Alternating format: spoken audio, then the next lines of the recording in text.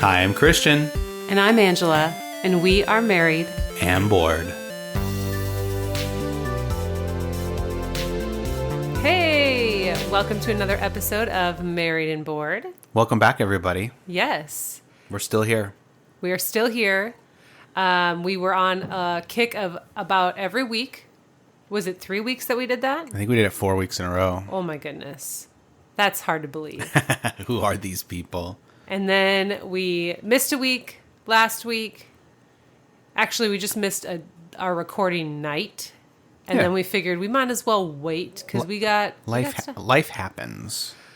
Do they understand that out there? No, Okay. probably not. All right. Well, yes. Until we start making millions on the Married and Bored podcast. Next week. Next week. Okay. Yes, we are back. I'm so excited. I missed it. I missed being here last week. So I'm excited to be back. And we are doing our normal format where we break down one game. Yeah, which game are we talking about today? We're talking about Familiar Tales by Cool. Plaid Hat Games. Yeah, this was a fun one. Looking forward to chatting about that in a few minutes. But first, Let me take a selfie. sure. Okay.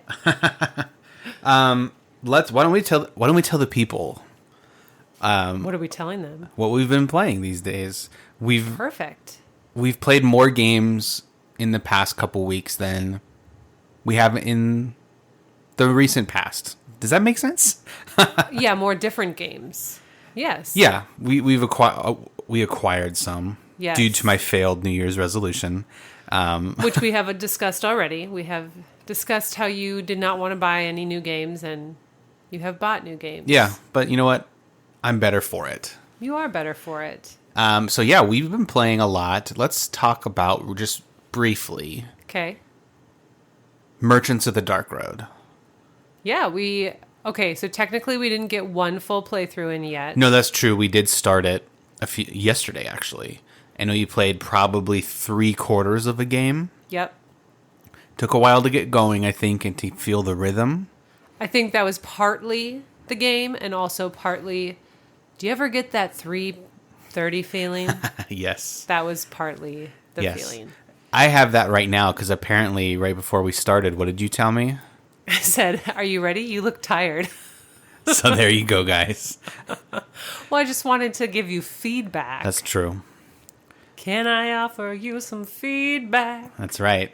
But yeah, this was a game that I had my eye on during... Every game is a Kickstarter these days, right? Like, I don't know. I mean, I know some games, but like the board game hotness, they're all Kickstarters, right? Yeah. And this was one, I saw it, I was like, oh, that seems okay. Passed on it because there's probably like 7 other good ones. And then we just bought it from the publisher because it was available. And what are your thoughts about it so far? I really like it. It's very it's an economy game kind of. Yeah, I mean, this is probably not the correct term, but pick up, drop off. Yeah, but there's that, and then there's economy, and then there's like inventory management. Mm-hmm. That's my favorite part is the little wagons. How they have like a little Tetris game that you can play with your inventory. Which I'm really good at. Yes, you're like, many times in our game, you're like, I don't think I can fit this thing in here. And I'm like, well, I'll just rotate that once and you'll be fine.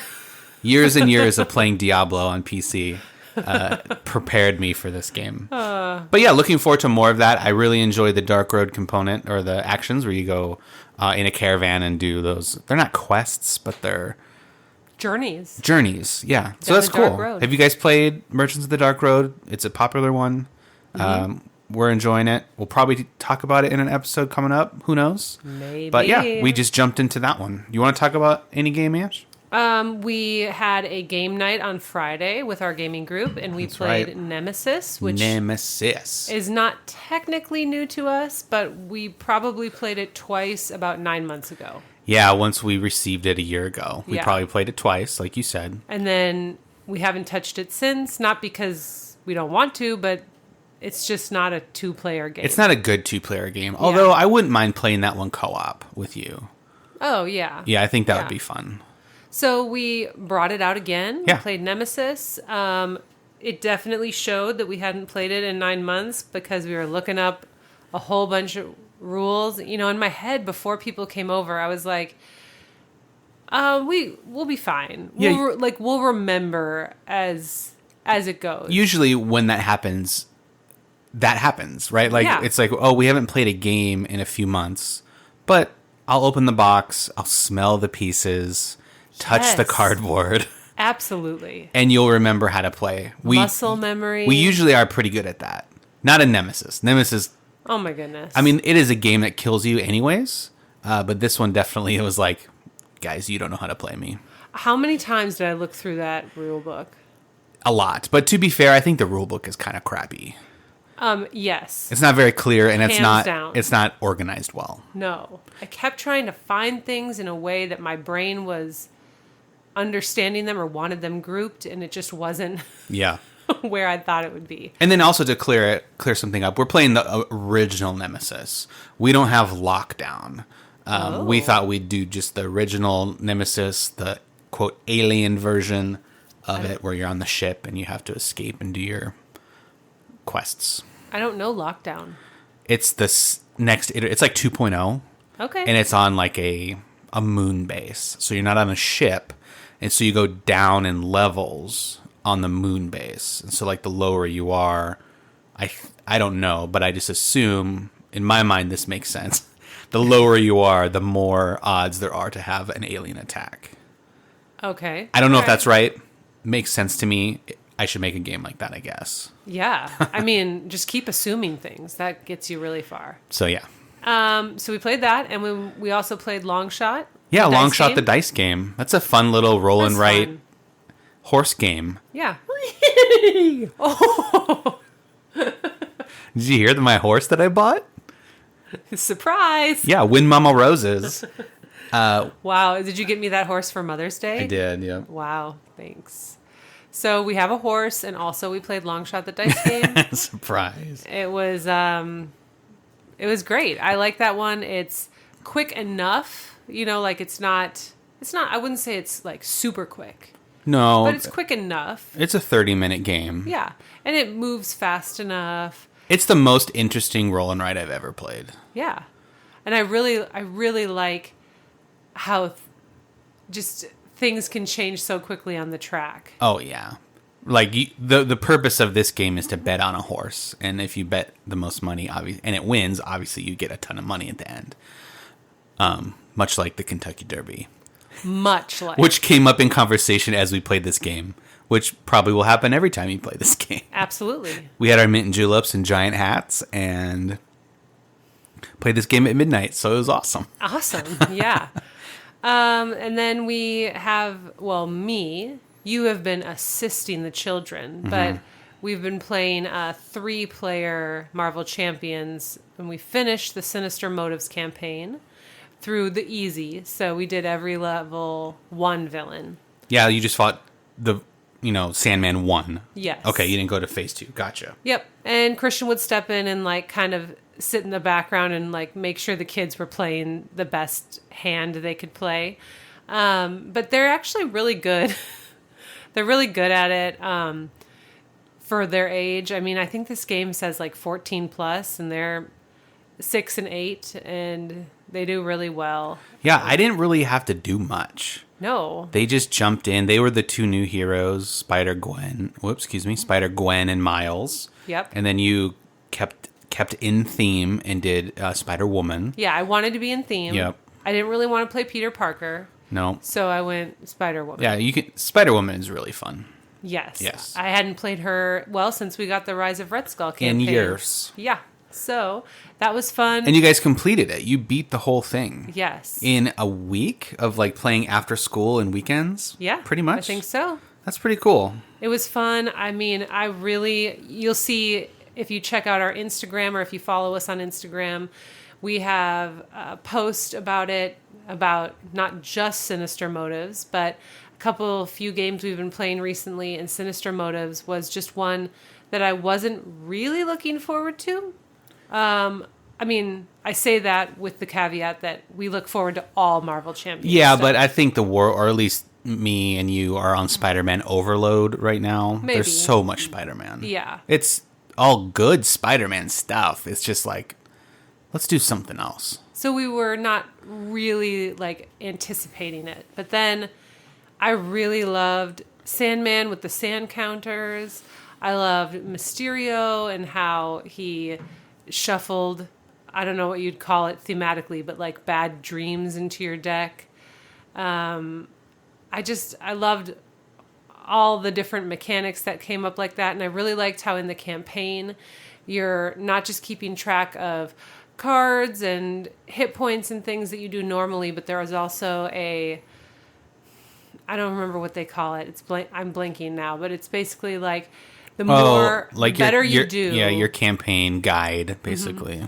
The better you do, the more notable you're becoming to the community, so that's good. But then it also means the more notable you're coming to bad guys, so that's bad. So they like good things and bad things will happen as you go in ranking down this chart. Yeah, you get stronger, but the bad guys also do too. They get both of you get advantages. So that's new. No other campaign has anything like that. It was really fun. Yeah, that's awesome. And now we're trying to work through Mad Titan's Shadow with the kids. Yeah, the kids are doing that. You and I are going to do the regular version of Sinister Motives. Yes, 1 and 2. Yeah, and we'll probably talk about it in a couple weeks here, right? Yes. Hopefully, fingers crossed. I mean, we're going to finish it all tonight, right? Yes, sure. Okay. As you called out that I was tired. No less than 11 minutes ago. Isn't that the best time to play? Yes. Just when you're... When you can barely keep your eyes open? Yeah. Yeah, right. Well, before Christian falls asleep... No, I have a couple of things I wanted to say, too. Before we jump into Familiar Tales. I got to play with my friend Jason. He got Return to Dark Tower. And I remember we had talked about that years ago when in one of our first, 5 episodes, how it was like the biggest Kickstarter at the time. We played it, and it's really fun. It's a good co-op game. Looking forward to playing that one more. I'm surprised that you think I would like it. I do think you would like it. It's not... I think your worry is that it's like Dungeons & Dragons. Yeah, maybe. But if you haven't played it, and what I told you was it's more like Mansions of Madness. True. But with a set board. Okay. Like there's no modular, like what's behind door number 1. There are elements of that because it is an app-driven game. But it's cool. You move around the map, you do your thing, you try to kill the bad guy. Lots of variations in that game. It's really cool. I'm excited to try it sometime. That's great. Yeah, it's fun. It's expensive. Yes. So, looking forward to playing it more and playing it with you next time. That'd be fun. And what else? Well, I was just going to talk about on our Instagram, we posted a picture of a couple new paintings that I did of miniatures. Yes. I haven't painted in forever, and my friend 3D printed these Root. They're not even meeples. They're Root miniatures, like 3D miniatures. If you look at the rule book of Root or the drawings, someone 3D modeled them, and my friend printed them out for me. So I tried painting a couple of them, and I think they turned out pretty good. I don't know what to do next. Like I don't want to wreck them and try like, oh, maybe I should try highlights, or I should try like putting a wash on them, or I don't know what's next. So they're all painted pretty well, but they seem flat. Okay, so you're like thinking depth next. Yeah, and I'm not an artist. I don't know. Not like this type of artist. I'm a podcaster. Oh, look at you. Yeah, right. So yeah, I had a lot of fun doing that. It was fun to paint these. I think Root, the world of Root, and like the art style is slow, not even slowly becoming, but it's quickly moving up to being like my favorite like game world. Yeah. It's really fun. These miniatures, and I mean, not that you didn't paint them well, I'm not saying that, but even without paint on them are so cool. Yeah. So you should go check out our Instagram if you haven't seen that. It's at Married and Bored on Instagram, and they're just so cute. Yeah. I painted a lizard folk, a woodland alliance, and I have a river folk guy to do, a vagabond, an Eerie, and the cats. So many more to come, and hopefully I'll learn some things along the way. That's right. So there you go. Well, I think that does it for What's Up with Us. We've been playing a lot of games, as you do when you have a board game podcast. But we don't always talk about all the games we're playing, so we thought we'd just touch on all of them. Yeah, just do a quick little upsy date. Upsy date. Is that a That's word? cute. Look at you. Well, let's dive into Familiar Tales right after this. This episode is sponsored by Showit. Are you stuck in a boring website template? Maybe you don't even know where to start. Experience the true creative freedom with the drag and drop simplicity of a Showit website. Our website, marriedandbored.com, is a Showit website, and we love how simple it is to create. Get started for free at showit.co. You won't be disappointed. All right, everybody, let's just dive right in to the pool of Familiar Tales. Wonderful. I'd say, right off the bat, this is one of the best games we've played with our kids. Yes, absolutely. Yeah, for sure. Okay, do you want me to... Yeah, why don't you just explain really quick of what Familiar Tales is? Okay. Familiar Tales is a cooperative game for 1 to 4 players. Players are going to take on the role of animals called familiars who are tasked with protecting a precious baby who is being hunted by enemies. This baby already has enemies. Yes. What did it do? Well, we can't divulge who this baby is. There you go. This game is a campaign. It's going to take place over 9 different chapters. It's app driven, so the book, there's a storybook. So you're going to move around the storybook with miniatures. You're going to fight off enemies in there. You're going to explore things. But it's fully narrated, fully scored, there's music through it all. Voice acting. Yeah, think of it like a DM on the computer. Yeah, so I just thought of this, and it's probably just exactly what they were thinking of. If you took Stuffed Fables and the pirate one, what's it called? Forgotten Waters. And they had a baby. Yeah. That's stuffed. That is Familiar Tales. You got your book where you play on. You have your app that you do the things in. There you go. Yes, and as far as I'm aware. Oh, and it's Plaid Hat. So sorry we didn't say that. So it's got all the vibes of that. Totally. As far as I'm aware, there's no way you can lose this game. Your choices as the familiars affect a lot of things. So they can make the baby change into something that maybe it wouldn't have been otherwise, or can make the baby become better than it would have been otherwise. So you're just trying your best to raise this girl right and also defend her from all the danger. Yeah, as a magical creature who's not a human. Correct. Which makes perfect sense. It's like video games. With the choices you make affect the ending of the game. Yeah. In a lot of RPG video games. And this is the same thing. A choice that you make in chapter 3 could affect what the baby and all the other characters do in chapter 7, because you said goodbye to an NPC character. The NPC character gets mad and comes back and tries to hunt you down. Yeah. Or something like that. Yep. And it's also got elements of deck building, because there's a way for you to level up your character and get better skill cards and dispose of ones that you don't want. Yeah, that's the primary actions that you do come from all of your cards. Yep. Yep. Okay, so that's the 5,000-foot view of the game. The gist. Let's break it down into the nitty-gritty. So, if you look at this box, it's big. And usually that means... Time to set up and tear down. Lots of pieces. I didn't feel like if we think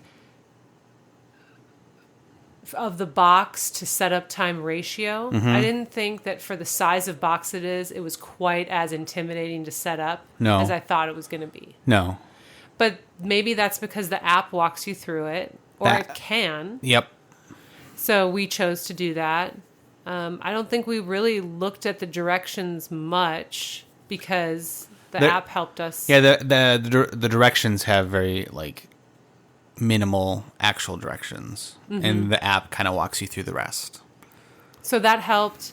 But then there still is like making sure that everyone's deck is prepared the way it should be, making sure. I mean, there's a bunch of little tokens, which there's nothing wrong with them. They're great. I liked them, but there's just a lot of them. So sometimes it was hard to find space to like roll the die and also store all the little tokens and also have your deck and your player card and the storybook open. So that part, it's just takes up a lot of space. Yeah. I will say, and I don't know if you remember this because I did it, there is like after you open it, like initial setup. Because there are the game is separated into eras throughout the story. So there's era 1, 2, and 3, and time passes along all of these. And so there are cards that you don't unlock until era 2. They didn't separate that out to start with, so I had to go through and find all the level 2 cards and put them in a box for later. I didn't know that. Which the game did provide. Little card tuck boxes, which is great. Yes. So I was able to hide all that stuff from you guys, meaning you and the kids. And then I did the same thing for Era 3. And so like there was an initial like, okay, what do I need to put in each box? And that's where the directions did tell you what to do. But then after you do that, it's super simple. Yes. To get everything back out. Because you just like, oh, I'm in Era 1 and I am Gibbert the Frog. So I'll just take my card box that has my face on it and set up from Era 2 or whatever you're in. Yes. Like Christian said, the boxes were really helpful in setting it up for future because each character has a box as well. And then also just to put away, it's so nice. You don't have like cards floating around everywhere. Oh, yeah. If it didn't have those boxes, it would be a nightmare. Yes. And also the tokens, well, not all of them, but there are, for lack of a better word, like resources you can find on each page. And they have a nice little storage box that like the lid, the cardboard, like the market. Yeah, it flips up when you're playing it so you can see all the pieces and then it flips down to store it. I do think that was a pre-order exclusive thing though. So like you may not have that. We were impressed by it because we did get the same thing in Forgotten Waters, but it didn't have the lid. Right. Or maybe it had the lid and we weren't smart enough to realize that the lid goes down. Now we know. I just thought of that just now. But like I was like, oh, this lid actually folds over and stops the pieces from going everywhere. I need to go look at Forgotten Waters and see. Now we got an itch we need to scratch for sure. So I would say it's probably medium to set up and tear down. Totally. It's not the worst thing you've ever done, and it's not the easiest thing. No, but it's not a fast game. If you're gonna play it, you're probably gonna play 1, 2, or 3 little scenarios at a time, and that's 1 or 2 hours. Exactly. You're not busting this out on the plane to waste time. No, it's not the crew. It's not like what we talked about at the beginning of the show. It's not the horse game. The long shot dice that I can never figure. I just call it a horse game because I can't remember what it's called. Kentucky Derby game. There you go. Horse game. Okay. I think that this is pretty simple for someone to learn how to play. As evidenced by the fact we taught a 6 and an 8-year-old. That's true. How to play. We did. I don't think there's any huge list of mechanics that are hard to understand. No, not really. The app really walks you through, and then you're just making choices. You do have to learn kind of the how do you say, like, you can use your cards for their movement value. You can use their cards for their action value, but you can't use them for both. Yeah, cards. I think the hardest concept to learn as a new player for this game, or a new player in general to games, is cards as resources. Like, you don't always just play a card and get to do everything on it. Yeah. You're only using a portion of it to move, like you said. Like, well, this card in the upper corner has a 2 feet, so I get to move 2 spaces, but I can't do the thing at the bottom where it says I burn every bad guy. Right. You have to choose that. And I think that's probably the hardest concept in this game for a new player to learn. Yes, and we didn't really encounter our kids struggling with that because they play Marvel Champions, so they understand So, cards as resources. yeah, and that's the one that we play the most. Yeah. But that might be something where you might have to walk a kid through that for a little bit, but I don't think it's like a deal breaker. No. I don't think it's something where you're like, oh, well, then I wouldn't want to play this with someone who's never played games. No, this one does it really well. The icons are big, they are intuitive, Yes. and they're not. It's not hard to not know what you're doing. Right. Yeah. And I think for any new gamer and for people who play games all the time, this is just easy to get into because, well, it does something very well. It's a story, so you feel like you're living in the world that it's creating. Yeah, and the great thing about the storybook is on one side you have the map where you're doing your cool stuff, you're battling and searching. On the other side of the open book, because you keep it open, is the rules for that page. So if you're ever concerned or confused about, oh, what's this triangle icon on this space I'm at? You just look on the other side and it's referenced triangle equals, whatever, search this area for items. Yes. Or how does this bad guy interact with us? Well, it'll say right there. Yes. Which is really nice. You don't have to go back to the rule book to be like, well, I'm fighting this guy. How many movement spaces should I move him? Who does he go to? The page says it, and then the app says it too, which is really nice. So there's really, it's very user-friendly. Yeah. Well, I mentioned like the world it lives in. How do you feel like it lives up to that? Do you feel like... Oh, like the story we're going through? Yeah. I think so I'll be honest, I played the first era with U4, U3. And then just whatever work got in the way, I wasn't able to play era 2 and 3. Well, you did sometimes. Every once in a while, I sat in on a game or two, which is nice with this game because you can drop in and out because you always have to play with 4 people, like 4 characters. Right. So even if you play solo, which you can definitely do, the rules are kind of funky, but you have to play with all 4 of the main characters. I really liked the first section of the game. I thought it was a great story. I like beginnings, so I like, A New Hope, Fellowship of the Rings. Like those are my favorites of all those movies. So this made sense, like starting out and finding out what the big mystery is and like solving the problem at the beginning, but then realizing that the problem is much bigger than I originally anticipated. Yeah. That was, I feel like the storybook art, along with, as cheesy as it sounds, the music in the app. Yeah. The voices in the app. It's all fully voiced, so every action you do, not every action, but every interaction with the app or a token, and every choice you make, kind of like Crossroads cards from Dead of Winter, like you're not reading those, they're acted out for you. Yeah. And so you hear a scene between 2 of your characters and you're like, do I chase this guy or do I let him go? Right. So then you get to choose which one on the app you want to do, and then the game progresses from there. I really liked the campaign sheet. It was... Oh, it looked like a map. Yeah. It's really neat. It was a map, and it felt like... Well, because I'm the one who has the best handwriting out of me and the kids. What? And even you, maybe. Probably. I was the, what do you call it? Chronicler. The chronicler. Yeah.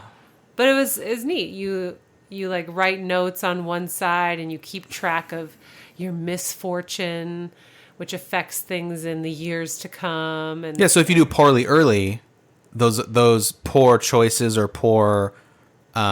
plays that you might do, like maybe you get overrun in a scenario, you don't lose this one, but you got overrun on this map, so later on it hurts you. Yeah. So I really liked, I felt like it was just adding to that world, like, oh, we're chronicling our journey, here's the map we're looking at, here's the area we're in right now based on the storybook. And I liked the colors. There was a lot of color. It was vivid. It was, it just felt like I was that character. And I was the frog. The frog. Gribbert. I think the characters themselves, the 4 main player characters, are the best part of the whole story. Because obviously you hear the most voice acting from them because they're interacting with each other and people you meet along the way. But they are the most fleshed out and like complete. So it was really fun to hear their stories. And throughout the game you get like backstory cards to hear about like where they came from or what their motivations are. Yes. So it's one of those games we always say like, well, it's not a story game, but you know, the art's great. This is a story. This is definitely straight up adventure story game. Yes. And it's a good one. It's fun. I agree. How do you think, without, you know, spoilers, obviously, how was the whole thing? Like, how did you feel the ending, you know, the middle, like, because you did all 3 of them. Mm-hmm. Was it complete? Did you feel like it could have done something different, or? Well, I think it's one of the best campaign experiences I've had. Mm-hmm. I know it's not fair to compare it to this game because they're very different, but another campaign experience like the Initiative, where I felt like, oh, we did so well, and then we lost on the last thing. Yeah, and it tainted your experience of that game big time. Which is where, like, on this one, I feel like, did we do as well and the ending as we could have? Probably not, but I feel like we deserved where we ended up. Okay. Based on the decisions that we made, and just also sometimes the game just got the better of us. And we weren't able to defeat enemies as quickly as we wanted to. But it wasn't like you won every single scenario, and then the big bad guy showed up and was like, you are all dead. Right. And then you all went home whimpering, and the game was over. Where it's like, oh, well, I didn't deserve that. Yeah. Like, I've been doing well this whole time. Okay. So this one, I feel like we got what we deserved, and it was, I don't know, but I feel like we were kind of middle of the road. Okay. Like, that's how we finished. All right. But it wrapped up nicely. It gives, like, a nice epilogue with the voices, the voice I don't remember actors. if I sat through that. I don't think you did. Probably not. The kids barely sat through it. They were just like, we won. And I'm like, well... Can we listen to the end? You don't really win or lose. You just, like, have a better or worse outcome. The outcome is, for sure. I feel like it was fun. It was fun to play. It was fun to make decisions. And also to, like, see your character grow and try to make the best deck that you could. Mm-hmm. And it's cooperative, so you're like, there's a market of cards that you can buy from, but you want to also make sure that the right characters buy those cards. So it wasn't really in my best interest to get melee cards. Yeah, melee cards, because I was a ranged weapon. Mm-hmm. So we would try to look out for each other, like, okay, who's the best at defense? Let's get them those cards. And that was fun to watch that unfold. Yeah, I had a good time. Yeah, I think my one criticism would be, like, I wanted to do more with, like, the items. There's, like, an item market and a, like, card market. But the items were just, we didn't really use them. Well, not a lot. That's not true. Like, your weapon. You have a weapon, but there was, like, potions and, like, sticky bomb stuff that you could, like, one-time use, or, like... Yeah. That stuff we did not use as much. Right. At least when I was watching or when I played. Yeah, if I were to play again, I might play a little more towards the exploring and getting resources to craft items. Yeah. Especially at the beginning. Sure. Than I did. Because sometimes you're like, oh, let's just get through this page. Just like, we did every bad guy on this page, let's get out. When it's like, well, maybe we should stay and explore. Forage a little bit. Sure. And also play to our character's strengths more at the beginning. But of course, we didn't quite know how that all worked out yet. So. Yeah. That's great. Mm-hmm. And I think, obviously, it's the way we're talking about it, we did have a lot of fun playing this game, especially because we were able to play it as a family. Yes. I don't think you and I would sit down to play this game. Do you feel the same way? Well, it's hard to say because I feel like we wouldn't, because we would feel like our kids are missing from the experience. Yeah, but even if we didn't even play it with them at all, like, I don't feel like this is one where you'd be like, oh yeah, let's sit down and play Familiar Tales. So a group of adults might not play this game? I think they could, but just for you and me, it just didn't. No, yeah, you're right. Being able to play it with them made it what we think it is. Yes. Yes. I don't think it's as kiddie as Stuffed Fables is. No. That's big time. Uh-huh. It's a kid's world, you know. If you love any sort of fantasy, you're gonna be into this one. Right. Did you have fun playing the character that you played? Yes. Yeah. I mean, I chose him based on nothing. Just that he was a cool looking frog. Yeah. And it ended up being fun to be him. He was like kind of the leader, I guess. Yeah, he was the wisest. He wasn't like the old wise guy, you know, like he used to be human, the sage, but he was just like, I know this world, and we're gonna get things done. Mm-hmm. Yeah, he was the most maybe practical. Yeah, I wasn't too impressed with mine.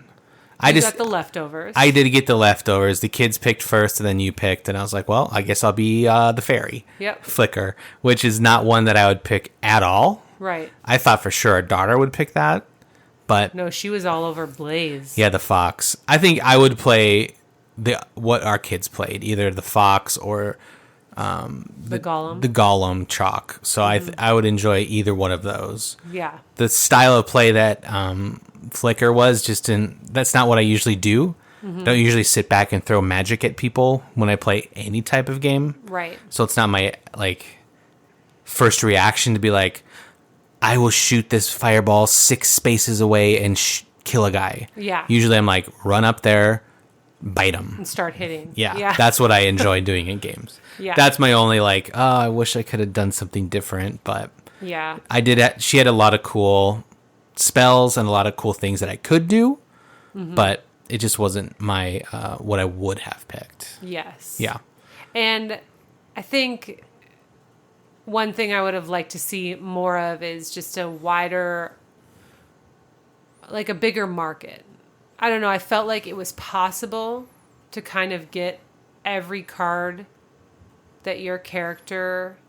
Oh, you mean the deck? Yeah. Like when you actually build your deck? Yeah. There's a lot of options, but by the end of the game, there was none left. Right? And so you had everything that you were supposed to have. So I just wanted maybe more to choose from. More, especially towards the end. So that would bring you more variety too that you could do if there was more options in your deck building. Yes. Okay. But that's really nitpicky. I'm not disappointed with the experience we had. Oh no, definitely. What do you think? Do you remember what our kids said about this? Because I think we asked them a few days ago, what did you guys like about Familiar Tales? And they just were like, it's fun. Do you remember what else they said? Was there anything more specific? I think they said sometimes it got long. Yeah, that could have been our fault too. But to the game's credit, it does direct you in the app. It says, okay, you've done this. Do you want to pause now? Or do you want to keep going? Yes. So almost every time that it said that, we would pause. But there were a few times where they wanted to start the next thing and then they realized... It's like, oh, this is a big one. Yeah. And it's like, no, we can't really stop right here. We have to keep it going. Yeah. Yeah. So I think they said that, but I think that overall they liked it. I think they liked their characters. Yep. They were invested in the story, I think. Mm-hmm. It was a good, lighthearted fantasy adventure story. Nothing creepy. Well, there's a little... Our son got creeped out by one of the bad guys at the beginning. Not the way it looked. It was the voice. The voice. He did a great job. Yeah. You meet a little evil familiar guy, and it was fine. He wasn't very creepy, but our son just didn't like it. Yeah. And he was like, "Can we not do this anymore?" So, but he got over it. Also, he's 6, so yeah, no, for sure. Take that. For your experience, if you're playing this with a I don't know, 16-year-old, it's a little different. I think so. Yeah, I wonder about the replayability of this one. Okay. I don't know. I just was thinking about like the kids and what we usually talk about. Like, is it worth it? And then I wonder, would we ever play this again? Well, I think the one playthrough experience, worth it. Yes. It's like watching a movie for the first time, right? Like it's like, oh, that was worth it. Like it was fun. The first third, I had a great time. We started on vacation, so like it was something to do while we were sitting in the cabin and hanging out. But like you said, I don't know. I'm not looking to like do this one again. No, I mean it would potentially be different, not very different, but it would potentially be different. Because there's branching narratives. Yes. Yeah. Okay. But I don't think it would be different enough for me to want to do all 3 eras, in all 9 chapters, Yeah, I think with a game like this, it would have to be some sort of expansion to make us like, ooh, let's do another look and see what's up with Familiar Tales. Yes. But at least right now, it's not something that we would like rush to get back to the table. But how long did it take us to get through the whole campaign? Oh yeah, I think it's worth the money just for the one experience. 3 weeks, 4 weeks. Yeah, and that's part of that was on vacation, so we were playing like We played like 3 sit downs a day. Yeah. So you could get through. This could take you months if you were just like bringing it out with a game group, or if you were just playing it on the weekends with your family. It wouldn't take 3 weeks like we did. Yeah. No, for sure. Where does this one rank for you in the narrative games that we have? Oh, that's hard. Because I'll just list a few. Yeah. There's Stuffed Fables. Yep. There's Journeys of Middle Earth. I think Journeys beats this one out. Okay, just because of The world it lives in is more intriguing to me. Forgotten Waters. Okay. I don't know. I think this one might beat Forgotten Waters. You think so? Just slightly. Yeah. See, I would play Forgotten Waters tomorrow, though. That's true. The replayability is more so with Forgotten Waters. There's because I think each little scenario is shorter. Yeah. It's not a sprawling adventure. Yeah. Which I guess they totally could do with that game. Yeah, they could. Why not? Yeah, and then, it's almost not fair because, like, we've played a lot of Mansions of Madness, and so it got to the point where we didn't even want to, like, interact with the app because we knew, like, all the paragraphs it would say, oh, this is the one about Susurrus, and this is the one about, so... Preston is frozen in place and cannot see, but hears... we would get to the point where it's like, blah, blah, blah, what actually happens. Yeah. Oh, mind skill test. Yeah. Okay. So this game would probably grate on me with repetitiveness. Sure. Like Mansions did, if we played it as many times as Mansions. Oh, for sure. Yeah. But I would say this is in the top narrative games that we have. Yeah. Easily. For sure. Yep. Anything else overall that we want to say about Stuffed Fables before we kind of wrap it up? I feel like we flew through Stuffed Fables.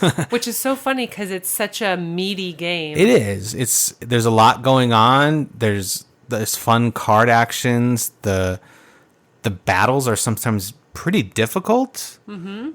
It looks like it's a fun, whimsical, easy game, but there are elements of it where it's like, oh, I actually need to think here and figure out, do I want to run in here and fight all these guys, or should I pull one out so everyone can fight them? Like, there's some fun decisions that need to be made. Yeah, it was a great game for our family, and summer's coming up. So if you have a vacation coming up, or just extended time off, or your schedule looks a little different, especially with kids. Yeah. This would be If you're a gaming household like ours, it would be a great summer one. Yes. They'd probably finish it in like 4 days then, but at least here in Arizona where you're not allowed to go outside because it's so hot. Yeah.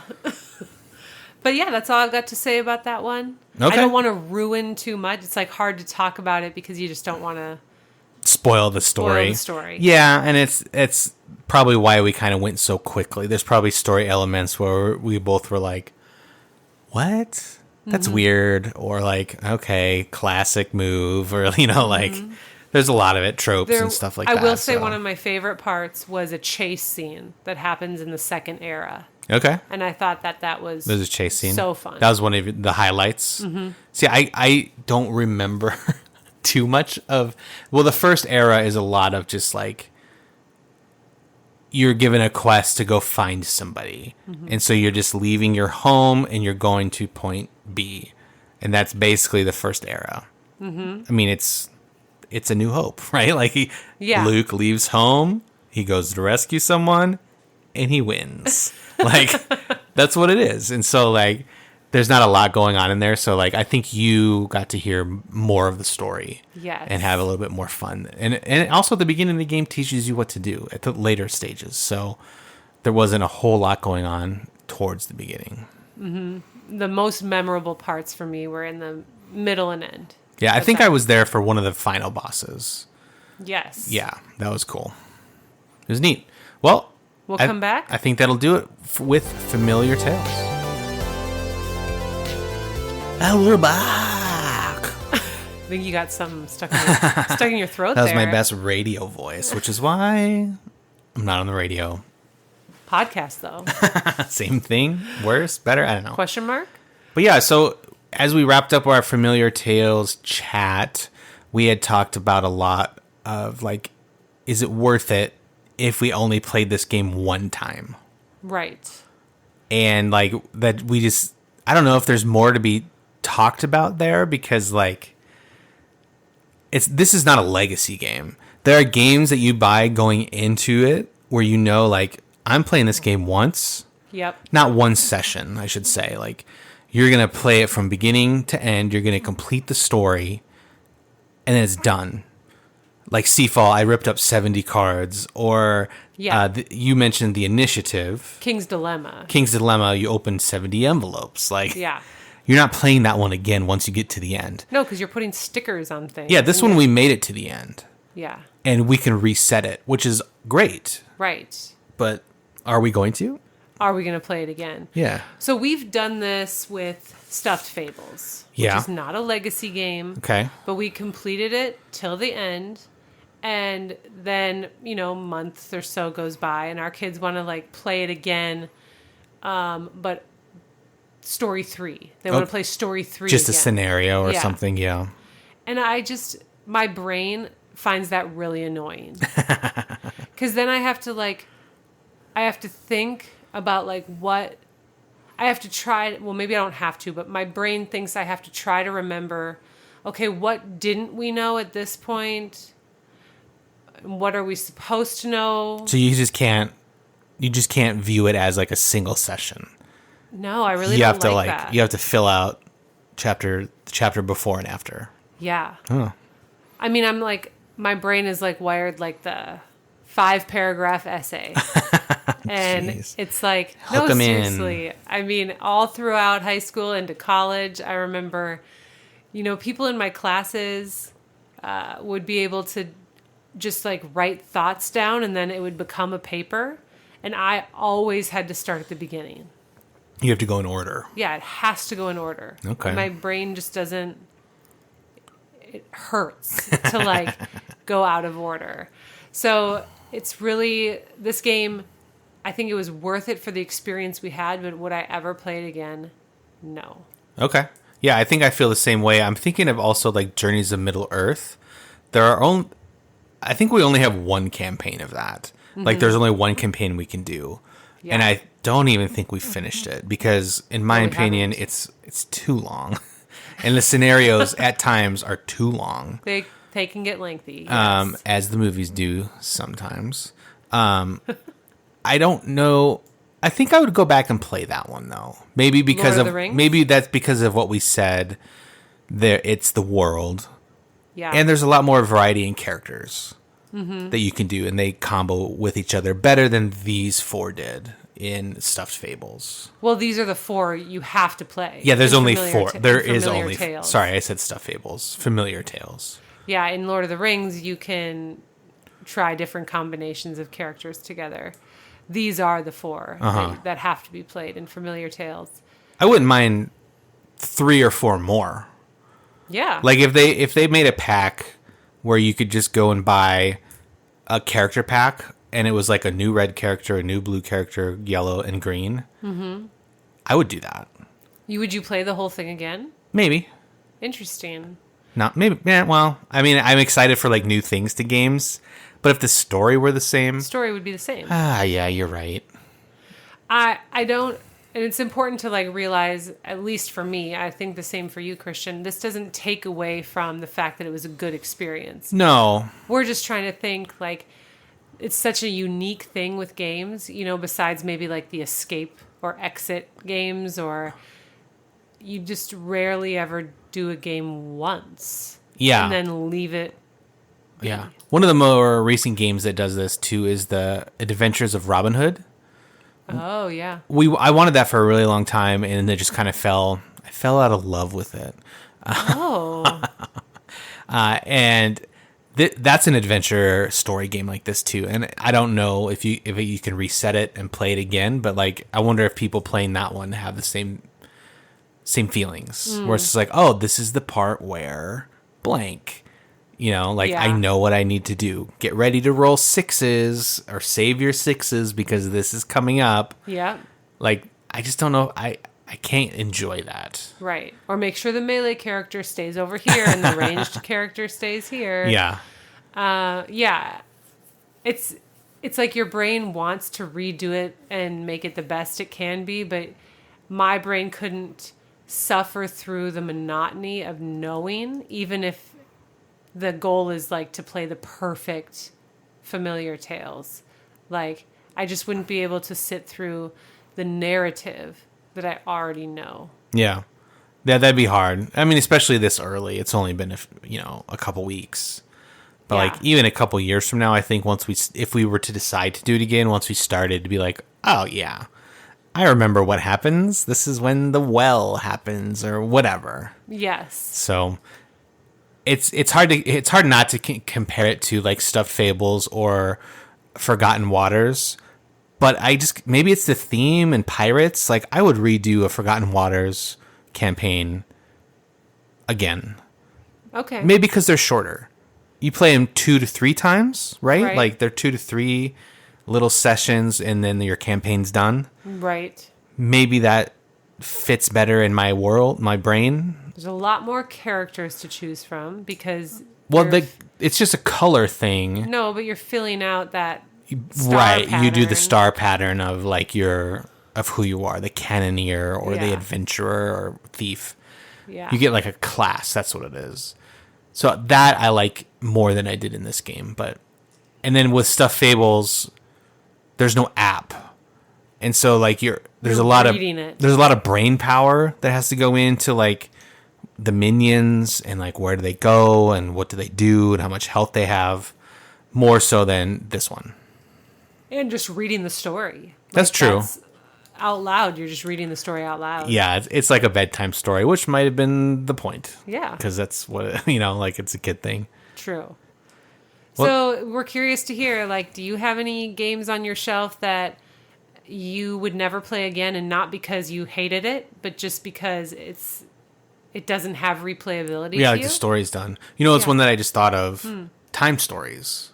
Oh, yeah. Like, we played a couple scenarios of that, and we know the outcome now.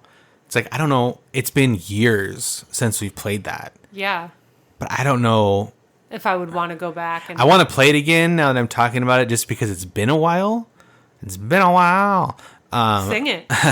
But once we got going, it'd be like, oh, yeah, see, this is the part where we go through door 2 instead of door 4. Like, I feel like that would That's why there's all those expansions for time stories. No, I guess that's true. You just get a new scenario. Yeah. Let me go to Amazon right now real quick. But yeah, so that one just popped in my head of another game like this for us. Mm-hmm. So yeah, let us know. Reach out to us. We'll give all our ways to reach us at the end of this, but we would love to hear your thoughts about if you've played Familiar Tales or if you have a game like this where it's kind of a one and done. Yeah. Let us know. Yeah, definitely. Well, it's about time to wrap up the show, Angelo. And like Already? we do all the time. Every episode, we just like to talk a little bit about non-board gaming things. Yes. Do you want to talk about what's been bringing you joy within outside of board games? There you go. There you go. There's the words we use. Oh, I got one in my head, but I don't know if I've Said it before? said it before. Well, we like the same things over and over again. That's true. Okay, plants. I don't think we've talked about plants. If we did, it was a while ago. I just planted a whole bed of cucumbers. Cukes. And then I put some jalapeno plants in big barrels out front. Mm-hmm. Yeah, I'm excited. Yeah. I really want to pickle some cucumbers this summer. Yeah, we did that. We did it a couple years ago. More than that, probably like 4 years ago. Yeah, because remember our son couldn't even say pickles. Yeah, he could barely. Pickles. Yeah. And I remember enjoying it. That was like the last time we had a really good garden. Yeah. So hopefully we can just get a bunch of cucumbers, and I'm looking forward to the jalapenos. Hopefully they actually like fruit. Everybody, cross your fingers and toes. It's hard in Arizona, guys. It's so dang hot, and the I sun know. just murders plants. I saw this thing one time. I don't even remember where, but it said, gardening, the surest way to spend $300 for $3 worth of produce. That's so true. Yep, that is true for us at least. Yeah, because everyone has the idea of like, oh, we can be self-sufficient. And it's like, yeah, you probably could if you lived somewhere that had like normal weather or rain. We have abnormal Yeah, weather. we just have, it's just everything roasts in the summer. And so it's like, I'll be excited if we get like 3 jalapenos off those 2 trees. Oh yeah, for sure. And like you go up in Colorado or like where we're from, Minnesota, in the summer, people have gardens that just bust out stuff. Yes. So it's a funny thing. Well, we'll see. We'll keep the gardening update going. Oh yeah, we have to. What about you? What's bringing you joy? I've been enjoying a couple things. I started watching Halo on Paramount Plus. Oh, that's right. That's been pretty fun. I'm not into like the Halo lore, and I haven't played a Halo game. It's not true. I played one last winter, but like I haven't like played Halo for years. And it's fun. It's fun to see that character Master Chief on TV and see him do video game things. Yeah. One thing they did is they took his helmet off and they showed what he looks like underneath, which has never been done in their video games. So that was always the big mystery. I don't care. There are hardcore people who care. Did it surprise you? What? I knew it was coming, and I was just like, oh, I guess I just didn't really know I know he was human. Yeah. Ish, like enhanced human. But people are just like, well, they did it in The Mandalorian, and they made it a great character. Mm-hmm. Why can't you just do it for this? And maybe that's why they're not doing it, because they don't want to compare it to how great it is on The Mandalorian. Well, yeah. So I'm not caught up at all. It's just something I started the past week while you were at book club of all places. That's right. And then I also like to promote. Yeah. What would you like to promote? I finished reading Dave Grohl's story. It's not his biography. I don't know what to call this book. It's called Storytellers. It's just like a music or storyteller. Memoir. Yeah. A memoir maybe by Dave Grohl, lead singer of Foo Fighters. Mm-hmm. It's just a really entertaining book narrated by him. I did the audiobook, and just hearing stories of just this crazy, not crazy like, what am I trying to say? Not like sex, drugs, and rock and roll, but more like encounters. Yeah, more like people. just rock and roll, like just crazy. Like he was in the right place at the right time, and he ended up playing for Tom Petty. And then he was in the right place at the right time, and he met Paul McCartney, and now he's friends with him. Like just all this crazy stuff. So it made me want to play guitar again and bust that out, and just hit the road and play music, man. Oh, wow. Okay, so this is the first time I've heard of you hitting the road and playing music, man. I got to get the band back together. Okay, well, I'll be gardening here. You can send me some jalapenos. Well, next episode, Christian might be joining us from the road. From the road on tour. Not really. No, that's what's bringing us joy outside of board games, at least for this episode. Yeah. And we'll be back hopefully next week. Cross your fingers and toes for that as well. Yep. And until then. You want to tell us how they can get a hold of us, Angela? Of course I do. I wouldn't have forgotten that. No, of course you wouldn't as you step away from your microphone. I'm not stepping away. I'm seated. I'm seated firmly. I would never step away from you guys prematurely. All right. We can be found at Married and Bored on Instagram. You can email us, hello@marriedandbored.com. We also have a website where you can visit us and fill out a form. It's marriedandbored.com. And we're on Twitter. Yay! At least for right now. At least for right now. Who knows what Elon's going to do with Twitter? Oh my goodness, yeah. At Married Bored. At Married Bored, we're up to over 30 followers. We're getting there, guys. Yes. And if you enjoy listening to us and we make your day in some way, shape, or form, consider leaving us a review. That would be awesome. We would love for it to be easier for people to find us. Yeah, so let us know what you think about it. If you have any suggestions for the show, or you know what? If there's a game you think we'd like to review, no, we don't review. I don't know if we call it a review. Chit-chat about them. Yeah, review is not the right word, but if there's a game you think we'd like that we haven't talked about, let us know. We'll check it out. And maybe we'll be best friends after that. Absolutely. You're looking at me like, what is he talking about? Well, because Christian doesn't make friends easily. Not because he's mean. He's just an introvert. It's the introvert thing. Yeah. Yep. Okay, well. Ta-ta for now. TTFN. Thanks for listening to this episode of the Married and Bored podcast. And guess what? We have a website where you can listen to podcast episodes and so much more. Find us at marriedandbored.com, or you can email us at hello@marriedandbored.com, or follow us on Instagram at marriedandbored. Music in this episode is by Joseph McDade. See you next time.